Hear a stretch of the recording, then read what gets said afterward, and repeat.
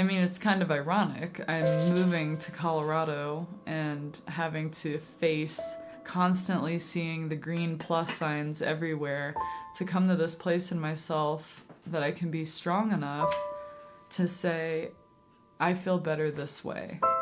And there are aspects of it that make me want to slip, but the cons outweigh the pros now so heavily, and I had to come to that point on my own.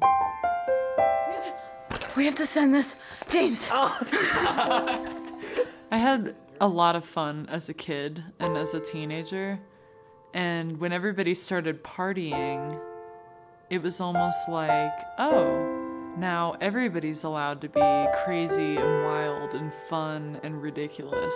Partying opened up this world of permission. Hey. Wait, are you done throwing up? Yeah. Hey. Wait, I threw up. That's important. Drinking heavily with Crohn's disease leads to not so great things. It started clicking that I can't do this like everybody else. This is a message to her. So she sees how she's acting right now. My stomach hurts. You got no one to stop. I've told you this so many times. Everybody should drink into oblivion. No, you should not. So I couldn't drink anymore. How was I gonna keep having fun and blowing off the steam? It was become a stoner. Oh my god, this is the best adventure we've ever had. Hey, can we smoke?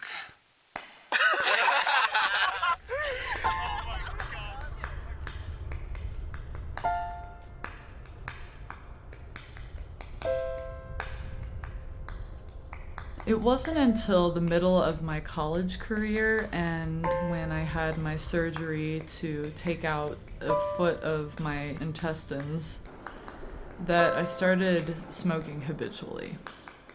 I kind of had this idea in my head that if I just kept smoking weed, I wouldn't get Crohn's again. Because they say with a bowel resection like I had, there's a 60% chance of relapse within 10 years. And so my idea was that I could beat the relapse with lifestyle change, and part of that was smoking weed to keep inflammation down. Weed for me was a coping mechanism. It was a way for me to numb out and deal with stress. I've had a terrible relationship with stress from a very early age. I was diagnosed with Crohn's disease at 14. Oh my god, this is gonna be the most wonderful year ever. And I would argue that with genetics, a terrible diet, Yeah! Oh, some pumpkin juice. not knowing how to deal with the stresses and the hormones coming in all at that time contributed to this disease manifesting. It's Christmas, everybody! Happy Christmas! Just for some reason, the way I'm wired, I just tended to have the more psychological disparities that come with smoking weed, such as paranoia and lack of confidence and lethargy. And I fell into depression. But 3 years after my surgery, I met Danny, my boyfriend, who I'm with now. All of a sudden, I didn't like weed anymore. I couldn't call him on the phone and have awesome intellectual conversations because whenever I was stoned, I was just dull and paranoid. So I quit just on the spot, and it was that excitement of love and someone new, and it just totally snapped me out of it for a really long time. And I felt really good. I started my business then. I felt good every day. I was confident and I didn't need it.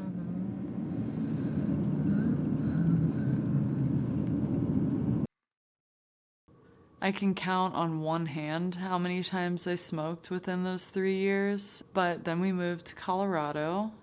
I started smoking again. But still, I noticed the depression, I noticed the lethargy, I noticed the way that I would hold myself back from social situations or expanding myself because weed just makes me want to hide.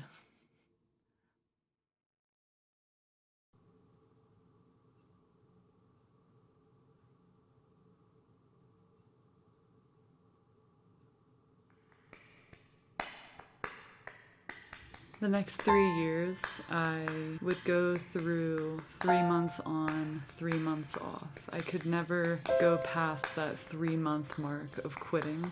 And then finally, I got to one point where I just said, what if I just stopped quitting?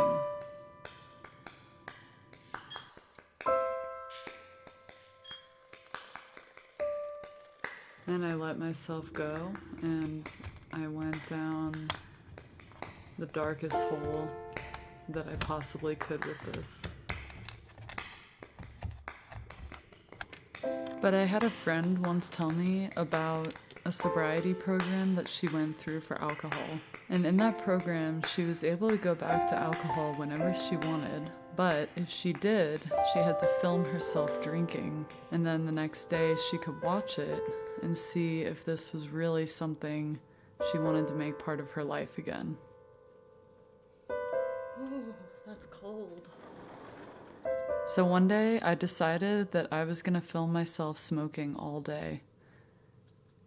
And that was the first video I had done for myself in a very long time. Hey, this is you almost 2 weeks after smoking weed. I can tell you that I feel awesome. I'm so happy that I'm clear-headed and off it again. And I never ever want to be in that prison again. So here's this video of one of the very last days that you smoked weed. And I hope you just see that this is not a life, and this is not you. You don't need to numb out. You don't need to hide. All you need to do is just feel it, take a walk, do something, lay in the grass, just let it pass, because we can't do this to us anymore. And a week after making that video, I finally quit smoking. And I went through the insomnia, I went through the agitation and the anxiety, and I was just feeling very out of sorts for a long time. But every week, something would get a little better. Okay, I've got this confidence back. This is awesome. And then I started sleeping better. And then I started dreaming again. And then I started remembering things better. And now I'm 6 months sober from smoking. And not only can I dream at night, but I'm starting to dream during the day again.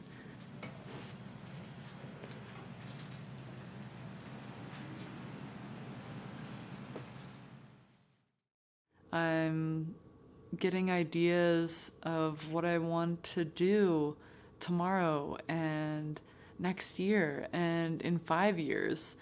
I'm excited about doing this vlog. I can't believe this is what came out of quitting weed.